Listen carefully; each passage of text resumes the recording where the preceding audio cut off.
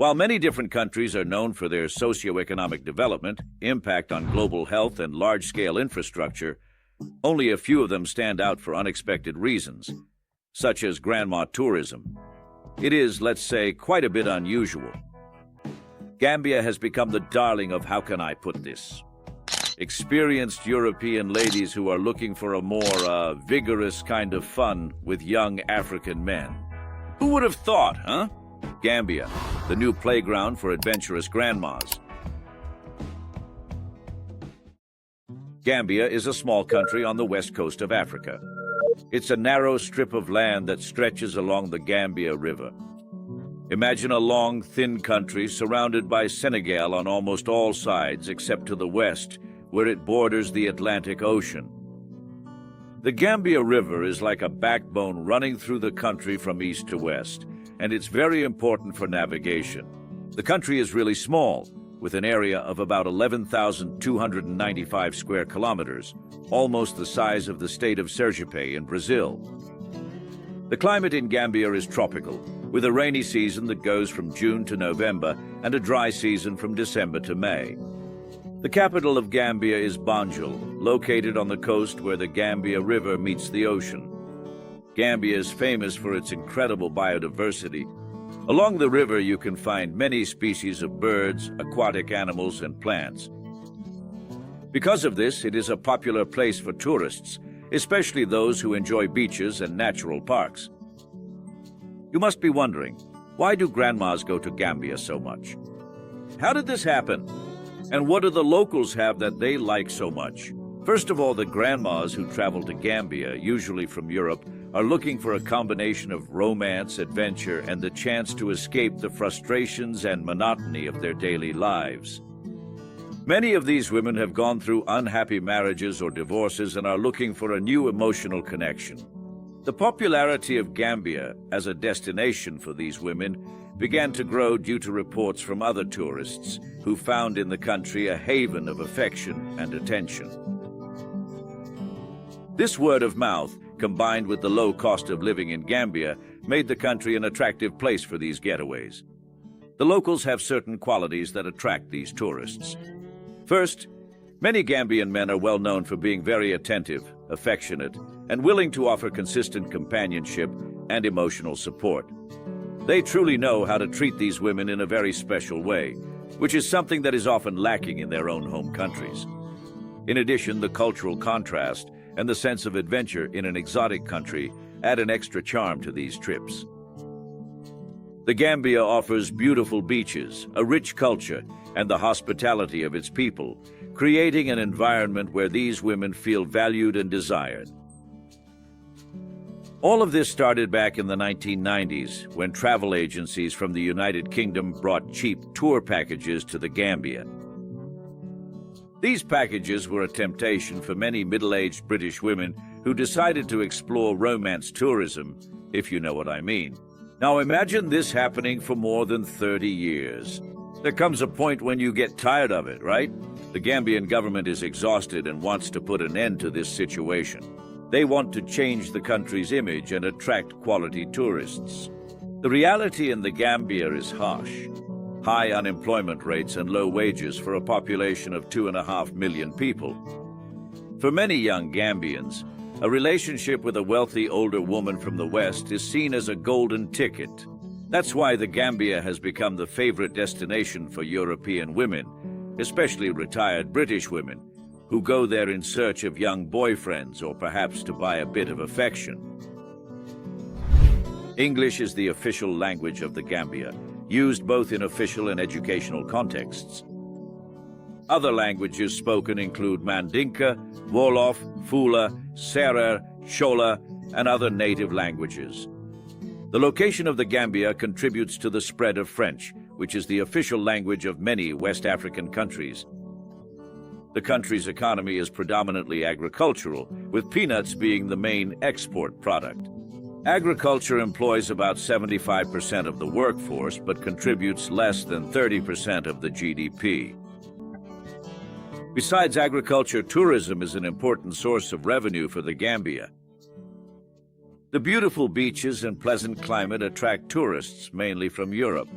However, the tourism infrastructure is still limited, and the country faces challenges in maintaining a steady flow of visitors. The Gambia also relies on remittances sent by Gambians living abroad.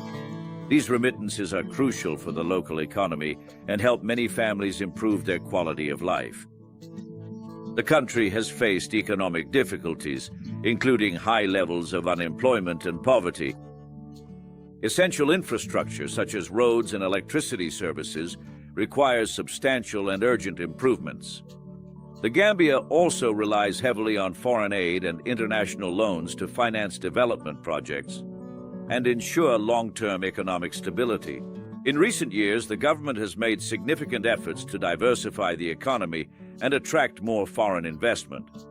But there is still a long way to go to achieve sustainable economic development. Hey, psst! You won't believe it, but I spend days and hours creating scripts and editing videos just the way you like them. I've been sitting for so long that my butt is starting to get square. But look, not all videos make money because of their topics. So if you want to support the channel and help out, any contribution via Pix, even if it's just one reel, will make an incredible difference and ensure that I can continue to create and bring you even more amazing videos. Unlike male tourism, which usually focuses only on the physical side, women who travel for these adventures are looking for something much more meaningful. They want relationships full of romance and genuine affection with the locals. This type of tourism is less talked about and smaller in scale compared to male tourism. In Gambia, one of the most popular places for these getaways is the coastal strip around Kololi.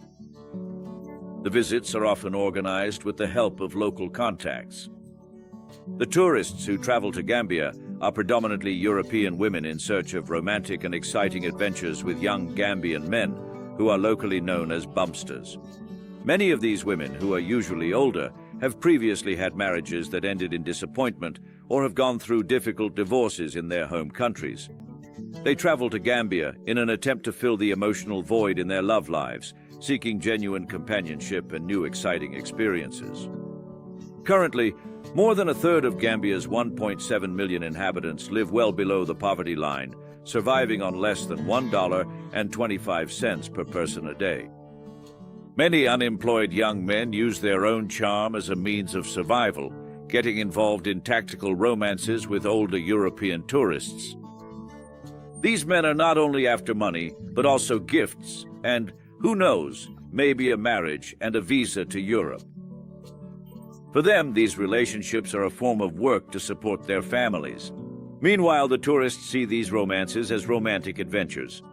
Many of these men hope, in the long run, to obtain a visa that will allow them to seek a better life in Europe.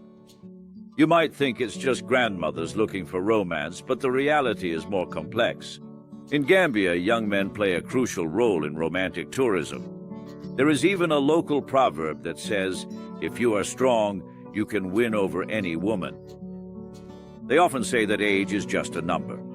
While these women are searching for the possibility of romance and love, the Gambian men who date these older tourists are much more focused on meeting their own financial needs. This mutual interest turns this activity into a business. Gambian men contribute significantly to the country's tourism sector. They are often seen on the beaches looking for potential romantic partners, and many also work as taxi drivers, waiting on the beach to pick up tourists who need transportation and, who knows, maybe establish a romantic relationship. Gambian men and women frequent restaurants, pubs, and nightclubs in the Kololi beach area, a popular destination for tourists. These men are often called bumpsters by the Gambian government, which considers them a public nuisance for allegedly harassing and bothering tourists. This leads to problematic interactions between the locals and international visitors. The Gambian government claims to be making a great effort to change the perception of love tourism in the country, but honestly, it's not very clear what exactly they are doing to overcome this reputation. Gambia is often compared to tourism in Thailand or Jamaica. However, the local authorities do not want this comparison to continue. The truth is that the tourism industry as a happy ending is one of the main factors contributing to the country's economy.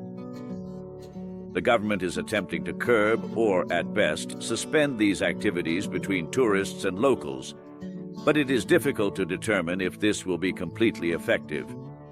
However, the Gambia is a truly beautiful country and has much more to offer tourists than just paid romance. If you've made it this far, please leave a comment with the word grandma so I know who the loyal subscribers are.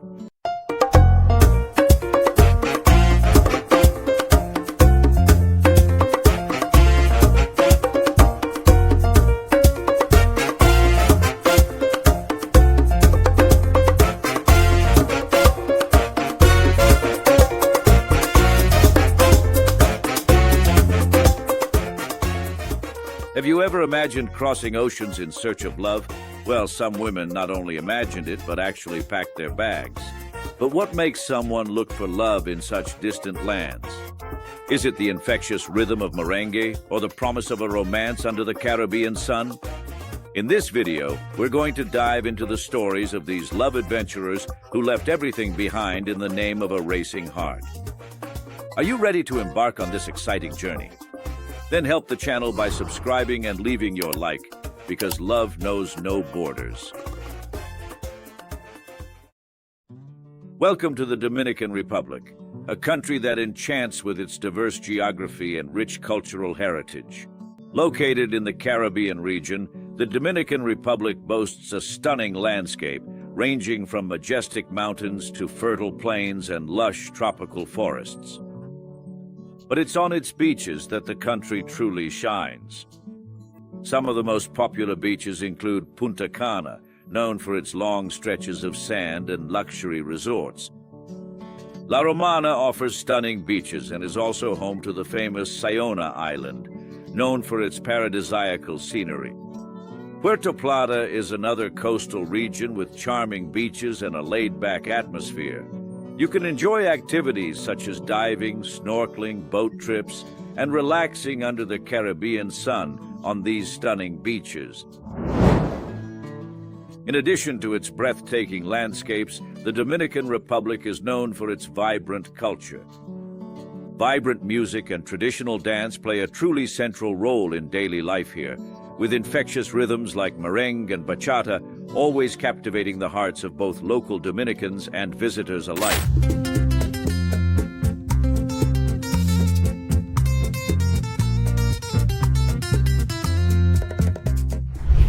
The local cuisine is also a unique sensory experience, with delicious dishes that blend African, Spanish, and Taino influences.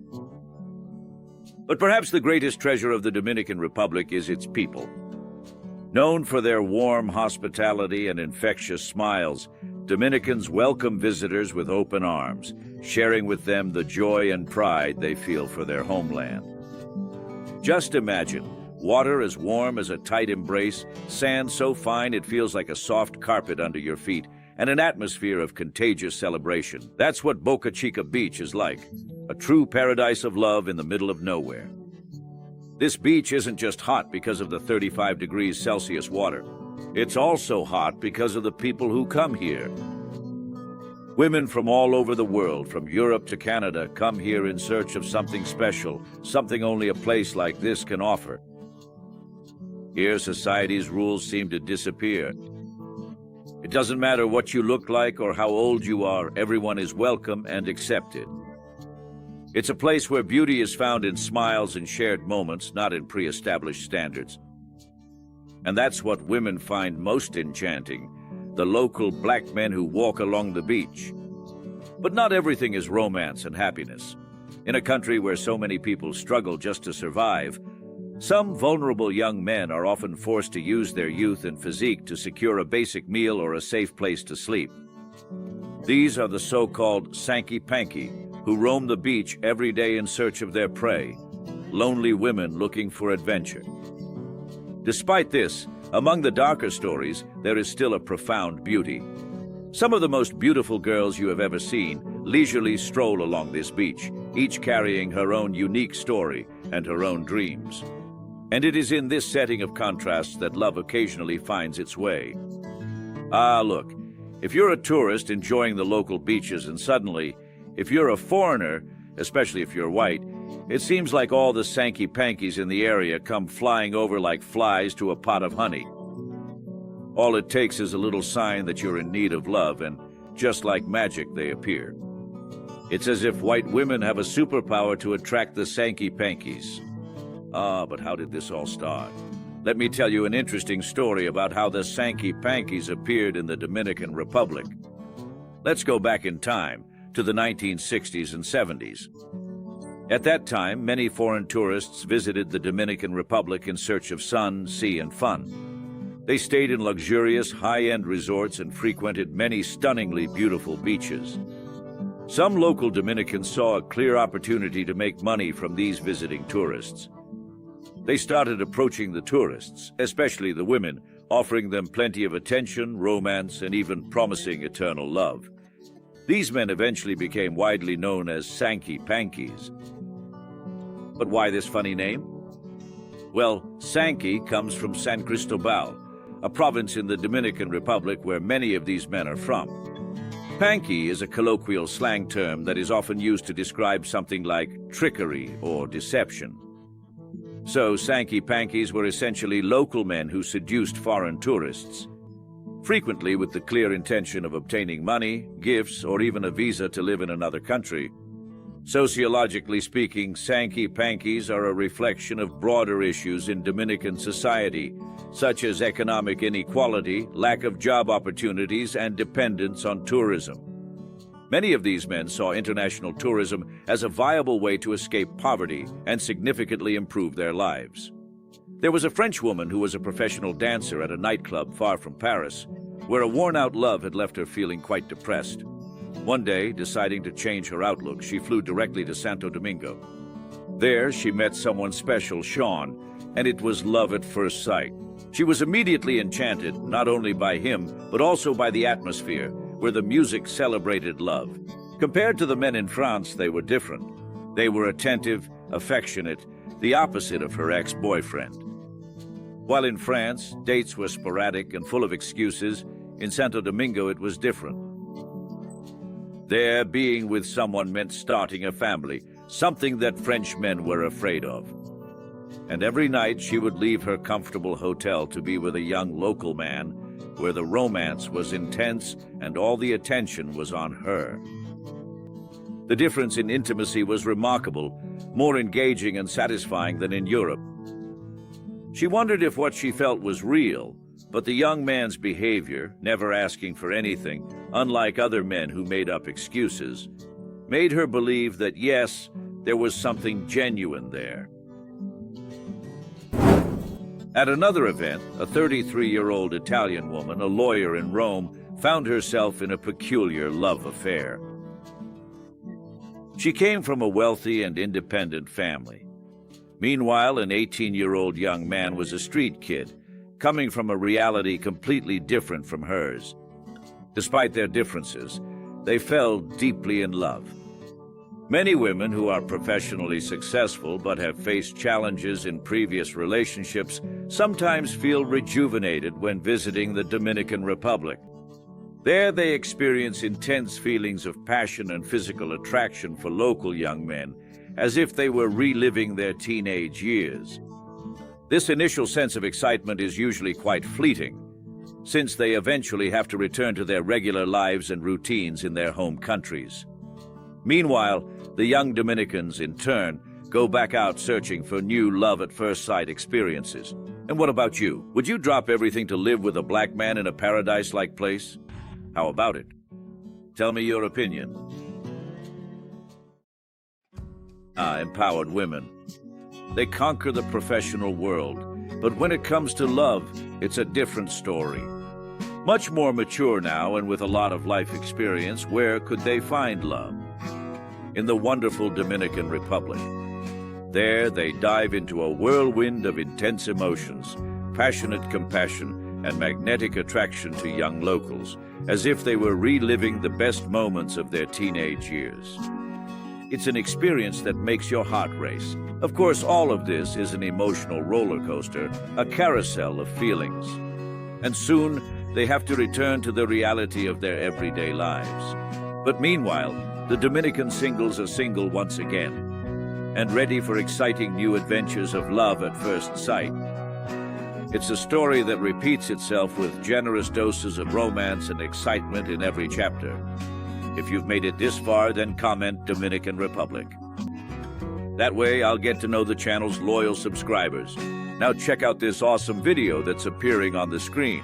Thank you, everyone, and see you next time.